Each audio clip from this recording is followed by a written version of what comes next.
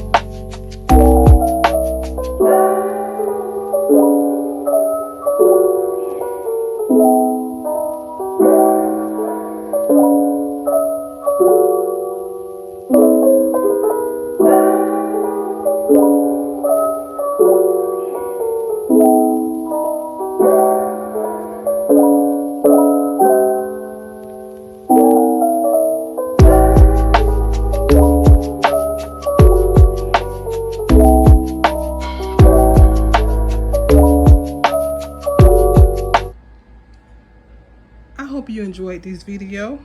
If you would like to make this recipe, the link will be placed in the description box below. And if you enjoyed this video, don't forget to like, comment, and share. If you have not subscribed to my page, please do so.